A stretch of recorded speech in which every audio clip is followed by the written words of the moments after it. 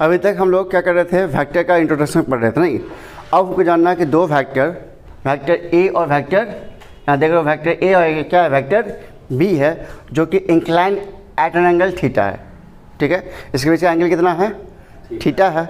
तो इन दो वेक्टर का अगर किसी एंगल पे इंक्लाइंड हो तो उस वेक्टर का एडिशन क्या होगा, उसका वैल्यू क्या होगा। नहीं तो दो वेक्टर जिसके बीच में क्या हो, एक एंगल हो, तो उसका सम कैसे फाइंड करेंगे। अभी हम वही समझ रहे हैं, उसका फॉर्मूला ड्राइव कर रहे हैं, उसका फॉर्मूला कैसे आएगा, और दूसरा में जाना है इसका डायरेक्शन भी क्या होगा। ठीक है, तो देखो बहुत सिंपल सा एक फॉर्मूला है, आपने देखा होगा। देखो ये ओ एन क्यू देख रहे हो, ये ओ एन क्यू एक राइट एंगल है। ओ एन क्यू क्या हमारा राइट एंगल है। तो इस in right triangle O N Q formula क्या बन जाएगा बताइए। तो राइट ट्रायंगल सामने जो होता है 90 के सामने, ये साइड क्या कहलाता है, हाइपोटेनस। क्या कहलाता है, ये परपेंडिकुलर और ये बेस हो जाएगा। तो बताइए, तो यहाँ पे क्या बन जाएगा, ओ क्यू का स्क्वायर इक्वल टू क्या बन जाएगा, ओ एन का स्क्वायर आप प्लस एन क्यू का स्क्वायर होगा। बोलो, इन right angle O N Q में ओ एन का स्क्वायर प्लस एन क्यू का स्क्वायर को लिखा जाएगा ओ क्यू का स्क्वायर। ठीक है, कोई दिक्कत नहीं। अब मुझे ओ क्यू, तो ओ क्यू तो हमारा हो जाएगा रिजल्टेंट। ये क्या हमारा है, रिजल्टेंट है। देख लो दो वेक्टर है, वेक्टर ए आया, वेक्टर क्या है, बी है। तो इसका जो सम आएगा उसका सम तो ही आ जाएगा, वेक्टर ए प्लस बी इसका आएगा रिजल्टेंट। तो ये जो आप देख लो ओ क्यू, ये बताया इसका रिजल्टेंट बताया, क्या बताएगा, रिजल्टेंट। तो उसको हमको वैल्यू को फाइंड करना है कि इसका रिजल्टेंट क्या होगा। ठीक है, by using triangle rule of addition, ठीक है।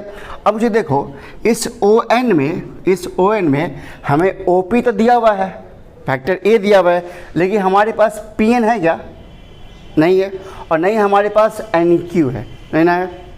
तो अब मुझे क्या करना है, हमें इस वैल्यू को पी एन को और एन क्यू को निकालना होगा। क्या क्या निकालना होगा, एन क्यू को। तो अब ये पी एन और एन क्यू, अब देखो एक और आपको राइट एंगल दिख रहा है पी एन क्यू। तो इन राइट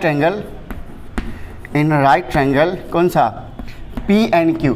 तो अभी इस पार्ट को निकालेंगे तब जाके इसमें इसको यूज करेंगे। ठीक है, तो पहले हमको इस पार्ट को और इस पार्ट को निकालना, तब ये पार्ट और ये पार्ट निकल जाएगा, तो इसके वैल्यू को हम लोग इसमें यूज करना है। ठीक है, तो in right triangle P N Q. ठीक है, अब देखो आप क्लास 10th में आपने पढ़ा हो ट्रिग्नोमेट्री, अगर पढ़े होगे तो देखो ध्यान से देखो, मुझे निकालना क्या है, मेरे पास इस राइट ट्रायंगल में मुझे ये दिया हुआ है, पी क्यू दिया हुआ है, क्या वेक्टर बी दिया हुआ है, क्या है ना, वेक्टर बी दिया हुआ और क्या दिया हुआ, एक थीटा दिया हुआ है। और मुझे जो दिया हुआ है और जो निकालना है उसका यूज करना है रेशियो। ध्यान समझो, मैंने क्या बोला, जो दिया हुआ है वेक्टर वी दिया हुआ है और निकालना क्या हमें है, पी एन निकालना है। तो इस पी एन का और वेक्टर बी मतलब पी क्यू का, इसका बनाना रेशियो। तो ये रेशियो क्या हो जाता है, देखो ध्यान समझो, ये अगर हमारा 90 है तो ये कहलाता क्या, 90 के सामने ले हाइपोटेनस, क्या कहलाएगा, हाइपोटेनस। और थीटा के सामने बन जाएगा परपेंडिकुलर, ये बेस और ये हाइट बन जाएगा, जानते हो ना। थीटा के सामने क्या बन जाएगा, ये परपेंडिकुलर, 90 के सामने क्या बन जाएगा, हाइपोटेनस। तो तीन साइड होता है, पी बी और एच, तो पी क्या बन जाएगा, थीटा के सामने परपेंडिकुलर, थीटा के सामने 90 के सामने, तो दो हो गया, बाकी क्या बच जाएगा लास्ट, बेस। तो आपने पढ़ा होगा ध्यान से वो। तो ये हमारा बी है और ये क्या हमारा एच है, ये क्या हो गया हमारा बी और ये क्या हो जाएगा एच। तो बी बाई एच को क्या बोलते हैं, कॉस थीटा, क्या बोलते हैं, कॉस थीटा। नहीं याद है, आप याद रख लेना। तो कॉस थीटा इक्वल टू क्या होता है, बी बाई एच होता है। तो बी कितना हमारा बताओ, बेस। तो बेस ये ना हो हमारा, बेस क्या हमारा पी एन है, बेस क्या हमारा पी एन है, पी एन और बाई एच, एच कौन हो जाएगा, यही ना हो जाएगा वेक्टर बी, और यहाँ क्या जाएगा कॉस थीटा। तो पी एन इक्वल टू क्या बन जाएगा, बी कॉस थीटा, क्या बन जाएगा, वेक्टर बी कॉस थीटा। समझ में आए बात को, ठीक है। ये क्लास 10 का ट्रिग्नोमेट्री है। फिर इसी तरह हमको निकालना, क्या निकालना है, पी एन निकल गया। अब हमको क्या निकालना है, ओ एन, क्या निकालना है, सॉरी एन क्यू निकालना है, क्या निकालना है, तो हमने बताओ, हमने क्या बताया, जो दिया हुआ और जो निकालना है, जो और जो निकालना है। तो दिया हुआ क्या मेरे पास है और निकालना क्या है, क्यों निकालना है। तो बी पी बाई बी, ठीक है, सॉरी पी बाई बोलते हैं, पी बाई एच, यहाँ पी है ना, यहाँ क्या है, एच है। तो पी बाई एच को हम लोग क्या बोलते हैं, साइन थीटा। क्या बोलते हैं, साइन थीटा इक्वल क्या होता है, P by H. Class 10th में आपने पढ़ा हो, एक बार रिकॉल करना, ठीक है। तो देखो sine theta equal to P, तो पी इसमें कौन है परपेंडिकुलर, यही ना है, पी क्या है, एन क्यू है, तो एन क्यू यहाँ पे लिख लो। अब बाई एच कौन है, यही ना एच है, वेक्टर वी, तो वेक्टर वी। तो यहाँ पे क्या बन जाएगा, एन क्यू इक्वल टू बन जाएगा वेक्टर बी साइन थीटा। इस समझ में आया, फिर से बताएं, ध्यान से रखना है, बस इतना याद रखो कि 3 होता है ट्रिग्नोमेट्रिक रेशियो, ठीक है। ट्रिग्नोमेट्रिक कितने रेशियो हैं, 3 होते हैं, एक होता है साइन थीटा, एक होता है कॉस, एक होता है टेन। कौन कौन, साइन कॉस और ten, sine theta cos theta tan theta. बाकी 3 जो होता है उसका रेसिप्रोकल है, साइन का उल्टा कॉसेक, कॉस का उल्टा सेक और टेन का उल्टा कॉट। तो साइन क्या होता है, पी बाई एच, साइन क्या होता है, और कॉस क्या होता है, बी बाई एच, और टेन क्या होता है, पी बाई बी। याद रहेगा, साइन थीटा लिख लो sine theta equal to P by H. जैसे याद रखो, सिंपल देखो, ट्रिक वहाँ फॉलो करते हैं ना जहाँ चीज़ें बड़ी हो, जहाँ छोटी चीज़ें उसको वहाँ पर ट्रिक से याद रखने की जरूरत नहीं है। साइन थीटा क्या होता है, पी बाई एच, देख लो। अब बताओ, मेरे पास पी एन भी निकल गया और मेरे पास पी भी निकल गया, एन क्यू भी निकल गया।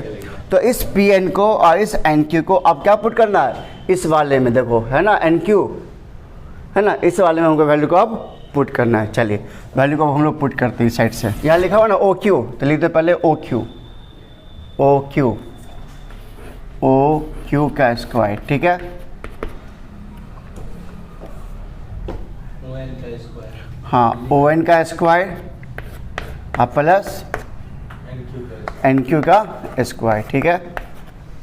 अब देखो मेरे पास ओ क्यू क्या मानेंगे, आर ही मान लेंगे, क्या मानेंगे इसको, आर, रिलेटेड आर ना है ये, तो आर का स्क्वायर हो जाएगा। तो देखो ओ एन कितना है बताओ हमारे पास, ओ एन देखो यहाँ से लेके यहाँ तक ना ओ एन है, यस सर, हाँ, तो ओ एन को लिख सकते हैं O P plus P N, हाँ, O P plus P N, O P plus P N का स्क्वायर और प्लस एन क्यू का स्क्वायर। अभी लिख दिए हैं क्या समझाने के लिए।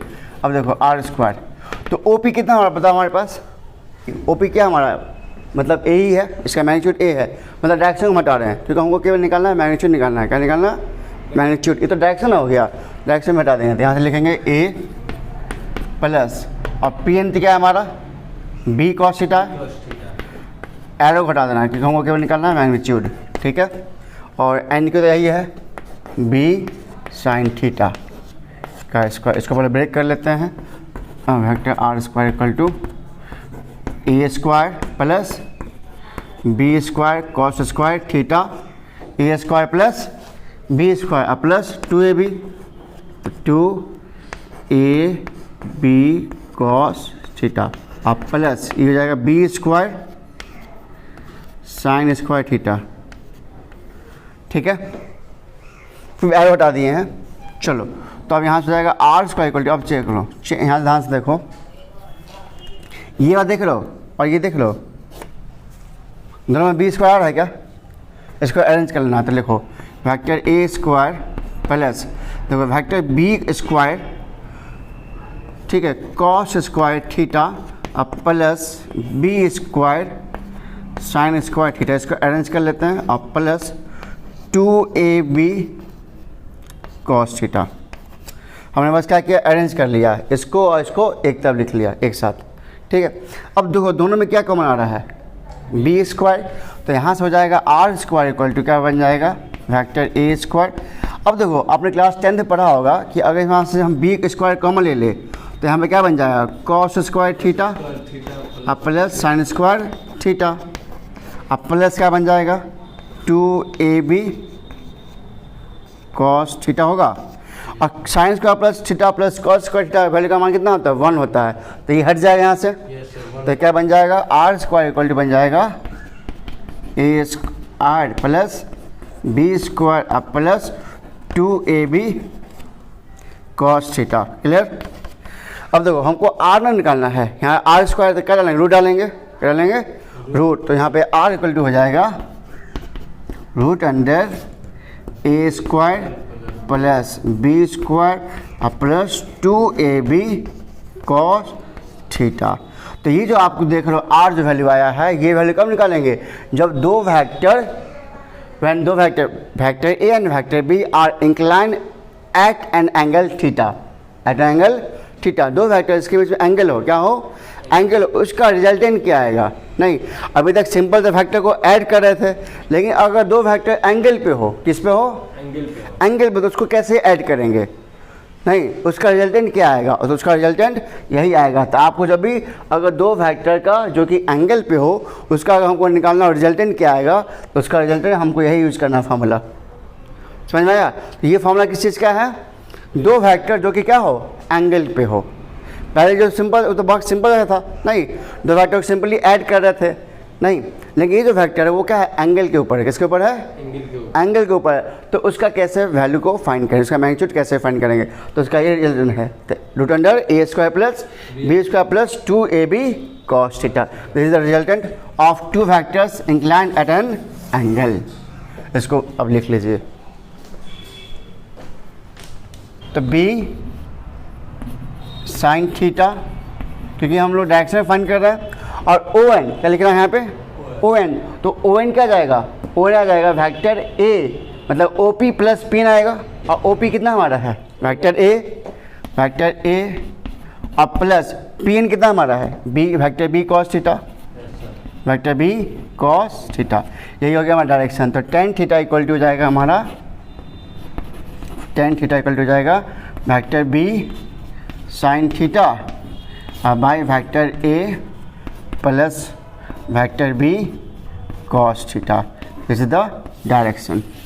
ये हो गया मैग्नीट्यूड और ये हो गया इसका डायरेक्शन। सिमिलरली इस तरह हम निकाल सकते हैं parallelogram law of vector addition, उसका ही फॉर्मूला यही आएगा, उसका ही फॉर्मूला यही, बस फिगर चेंज हो जाएगा।